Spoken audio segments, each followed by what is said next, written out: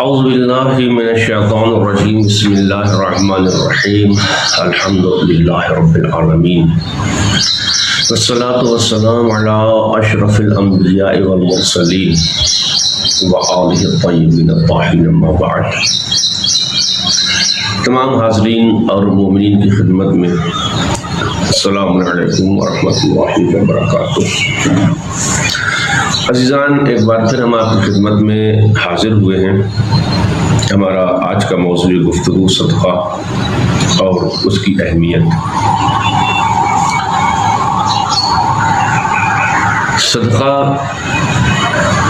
بہت ایک معمولی سی نیکی ہے جو دیکھنے میں انسان کو محسوس ہوتی ہے، لیکن اس کے اتنے فوائد اور اتنی فضیلتیں ہیں کہ ہم اسے تھوڑے سے وقت میں بیان نہیں کر سکتے۔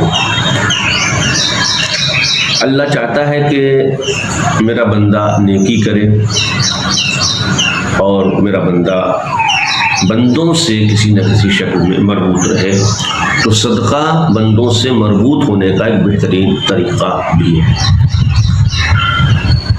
اور جب انسان صدقہ کرتا ہے، خیرات کرتا ہے، تو ظاہر سی بات ہے کہ وہ کسی ضرورت مند کی ضرورت کو اس سے پورا کرتا ہے،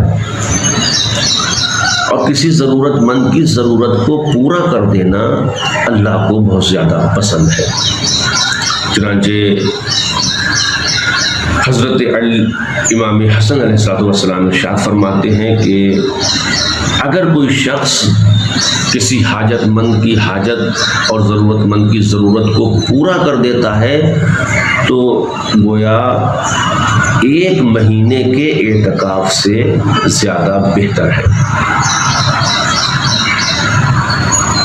امام علی علیہ السلام ارشاد فرماتے ہیں کہ صدقہ مصیبتوں کو رد کر دیتا ہے، بلاؤں کو دور کر دیتا ہے،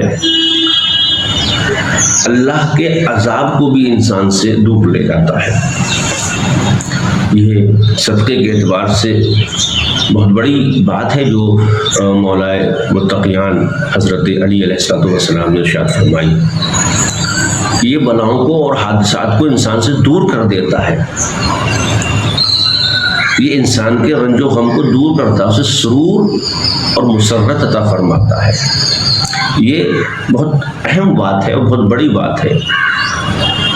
چنانچہ ہم نے دیکھا ہے کہ کچھ ایسے حادثات ہم نے دیکھے اور سنے ہیں کہ جہاں پر انسان کسی حادثے کا یا کسی مصیبت کا شکار ہو گیا، اور جب اس سے بات ہوئی تو اس نے یہ کہا کہ مولانا صدقہ نکال کے گیا تھا اور یہ حادثہ ہو گیا۔ ہم صدقہ بھی دیتے ہیں اور یہ حادثات کا شکار بھی ہو جاتے ہیں، تو گویا براہ راست وہ مولا کائنات علیہ السلام پر حملہ کرتا ہے اور ان کی بات پر اعتراض کرنا چاہتا ہے زبان بے زبانی میں۔ حالانکہ جو کچھ مولائے متقیان علیہ السلام نے ارشاد فرمایا اس میں ذرہ برابر بھی شک و تردد نہیں ہو سکتا، چونکہ یہ قرآنی اعتبار سے صادق ہے اور معصوم ہے، تو کمی ہمارے یہاں ہے۔ ہم صدقہ تو نکالتے ہیں مگر ہم یہ غور نہیں کرتے کہ ہم کس مال سے ہم صدقہ نکال رہے ہیں اور کس مال سے ہمیں صدقہ نکالنا چاہیے۔ آیا جس مال سے ہم نے صدقہ نکالا ہے اس مال سے اللہ، رسول اور اہل بیت کا حق دیا جا چکا ہے؟ جس مال سے ہم صدقہ نکال رہے ہیں اس سے سادات کرام کا حق ہم نے دے دیا ہے؟ جس مال سے ہم صدقہ نکال رہے ہیں اس میں ہمارے بھائی بہن، بچوں، بیوی، والدین، پڑوسی یا دیگر افراد کا کوئی حق تو نہیں ہے؟ اگر یہ سارے حقوق ہمارے مال میں ہیں اور ہم صدقہ نکال رہے ہیں تو وہ صدقہ ہمارے کام آنے والا نہیں ہے۔ ایسا صدقہ اسے پسند ہے کہ جس صدقے میں کسی کا کوئی حق نہ ہو اور وہ انسان قربتاً الی اللہ کسی دوسرے انسان کو دے، اس کا تعاون کرے، اس کی مدد کرے، تو وہ صدقہ آپ کے لیے سپر اور آپ کے لیے ڈھال مصیبتوں سے بن جائے گا۔ خود صدقہ جب آپ نکالتے ہیں تو صدقہ روایتوں کے اعتبار سے زبان بے زبانی میں اپنے مالک کو مخاطب کر کے کہتا ہے کہ تیرا ہم بہت بہت شکر ادا کرتے ہیں کہ تو نے ہمیں بقا عطا کر دی جبکہ ہم فنا ہو جانے والے تھے، ہم مٹ جانے والے تھے۔ پہلے تو ہماری حفاظت کرتا تھا، اب ہم تیری حفاظت کریں گے۔ پہلے ہم تیرے خزانے میں تھے، اب ہم رب کے خزانے میں پہنچ گئے، تو ظاہر سی بات ہے تیرا خزانہ بہت کم ہے، محدود ہے، ختم ہونے والا ہے، اور رب کا خزانہ ختم ہونے والا نہیں ہے، مٹنے والا نہیں ہے، محدود نہیں ہے، وہ لامحدود ہے۔ تو یعنی پہلے ہم مٹ جاتے، اب ہم مٹیں گے نہیں۔ یہ صدقہ بے زبانی میں کہتا ہے۔ پہلے تو مجھے اپنی دنیا کے لیے استعمال کرتا، اور اب تو نے مجھے آخرت کے لیے استعمال کر دیا۔ پہلے میں تیرا دشمن تھا، تو نے مجھے اپنا دوست بنا دیا، وغیرہ وغیرہ۔ تو کہیں نہ کہیں اللہ یہ چاہتا ہے کہ میرا بندہ کسی نہ کسی شکل میں دوسرے بندے سے مرتبط رہے، اور بڑی عظیم یہ عبادت ہے کہ جسے ہم صدقہ کہتے ہیں، چونکہ یہ صدقہ انسان کو انسان سے مربوط کر دیتا ہے۔ اور پھر حضور صلی اللہ علیہ وآلہ وسلم نے ارشاد فرمایا کہ اوپر والا ہاتھ نیچے والے ہاتھ سے بہتر اور افضل ہے۔ کیا مطلب؟ یعنی جو انسان سخاوت کر رہا ہے، صدقہ دے رہا ہے، اللہ کی نظر میں وہ بہتر ہے اس ہاتھ سے کہ جو صدقہ لے رہا ہے یا جو طلب کر رہا ہے۔ صدقہ اللہ کے غصے کو ٹھنڈا کر دیتا ہے، عذاب قبر کو دور کر دیتا ہے، محشر کی گرمی سے انسان کو سکون اور سرور عطا فرماتا ہے۔ یہ بہت ساری چیزیں ہیں۔ کثرت سے صدقہ کرو، اس پر ڈیپینڈ نہیں ہے کہ آپ 1 روپیہ کرو یا 1000 روپیہ کرو یا 1 لاکھ کرو۔ بحث کثرت سے نہیں ہے، بحث ایک عادت بنا لو، ایک روٹین بنا لو، روزمرہ آپ ایک صدقے کے عادی بن جاؤ۔ کتنا نکالو یہ آپ کے استطاعت کے اوپر ہے۔ شریعت نے ایسی کوئی پابندی نہیں کی ہے کہ نہیں صدقہ اتنا ہی ہونا چاہیے۔ بس ہمارے سامنے امام حسن علیہ السلام کی وہ سیرت طیبہ جو ہمیں تاریخوں میں مشاہدہ کرنے کو ملتی ہے کہ کئی مرتبہ امام نے اپنے گھر کا پورا سامان، پورا اسباب جو ہے وہ صدقہ کر دیا راہ خدا میں، اور غربا کو تقسیم کر دیا۔ اور جب یہ ایسا کرتے تھے تو یہ خبر معاویہ کو ہوئی، تو جو معاویہ اپنے زوم ناقص میں کچھ اور سمجھتا تھا امامت کا مطلب، اس نے ایک لیٹر لکھا اور امام حسن علیہ السلام کو ایک فقرہ لکھا کہ لا خیر فی الاسراف، یعنی وہ معصوم امام کو متوجہ کرنا چاہ رہا تھا کہ جو آپ نے پورا گھر راہ خدا میں صدقہ کر دیا یہ اسراف ہے، اور اسراف میں کوئی بھلائی، کوئی نیکی، کوئی خیر نہیں ہے۔ تو امام حسن علیہ السلام فرزند خطیب منبر سلونی اسی جملے کو پلٹ کے اس کو جواب دیتے ہیں۔ اس نے لکھا تھا لا خیر فی الاسراف، اسراف میں کوئی نیکی، کوئی بھلائی نہیں ہے۔ مولا نے اسی جملے کو پلٹ دیا لا اسراف فی الخیر، نیک کام میں خرچ کرنے کو اسراف نہیں کہتے۔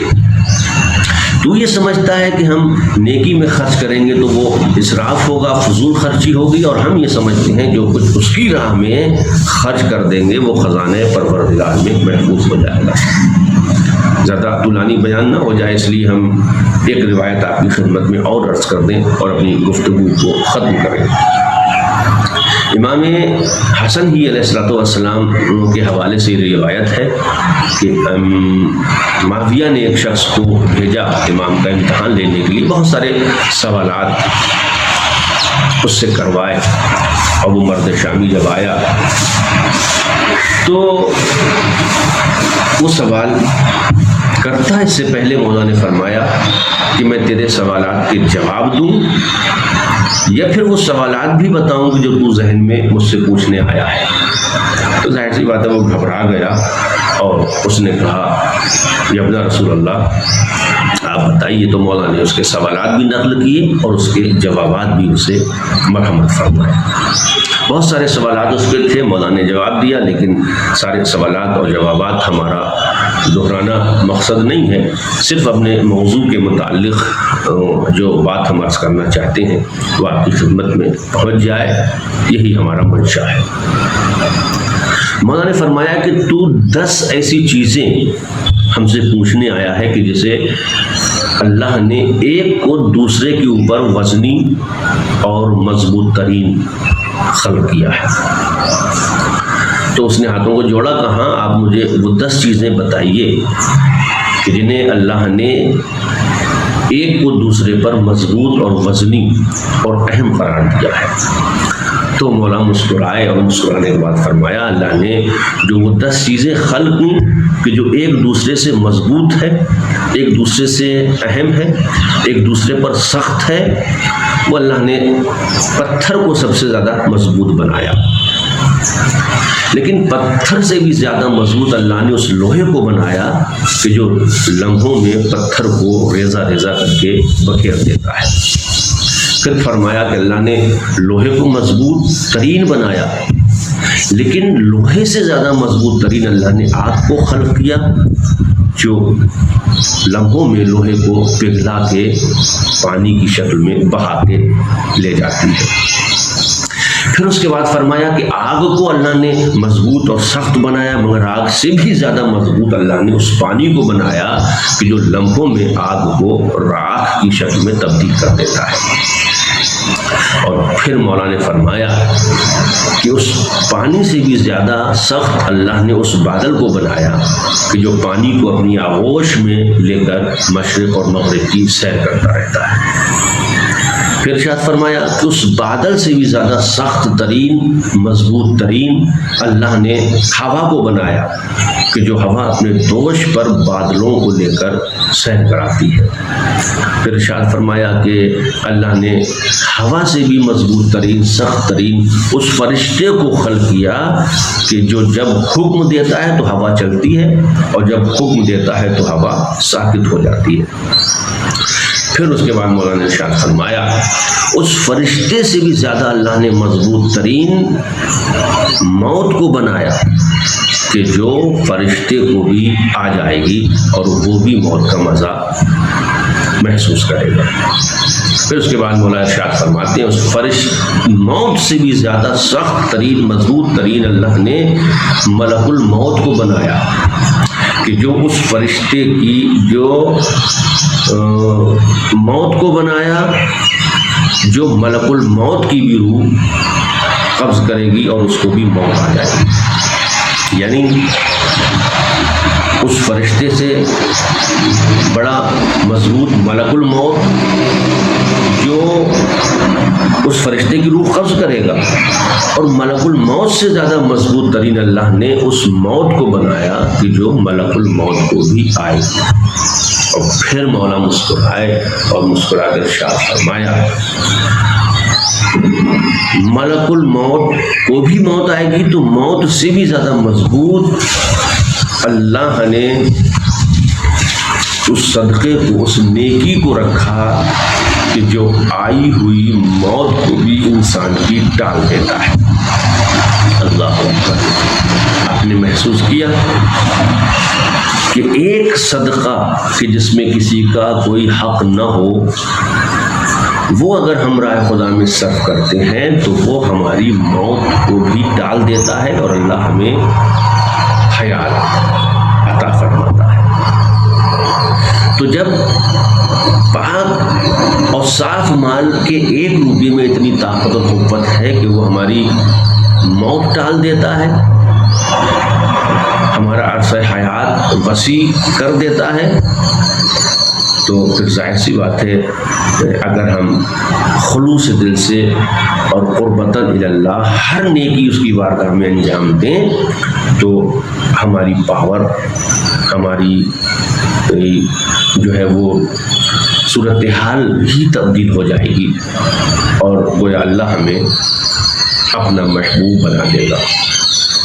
صدقہ نکالو تاکہ لوگ تم سے مربوط رہیں، لوگ تم سے فائدہ اٹھائیں، اور جب تم لوگوں پر خرچ کرو گے تو یہ الہی ذمہ داری ہوتی ہے کہ تمہارا تذکرہ نیک لوگوں میں ہو جائے گا، اور ہر ایک تمہارا تذکرہ جو ہے وہ خوبی اور اچھائی کے ساتھ کرے گا۔ بس جنان انشاءاللہ امید ہے کہ آپ حضرات اس سے مستفیض ہوں گے اور صدقے کے عادی بنیں گے، اور ایسا صدقہ بھی جس پہ کسی کا کوئی حق نہ ہو۔ انشاءاللہ ہمیں اجازت دیجیے۔ السلام علیکم ورحمۃ اللہ وبرکاتہ۔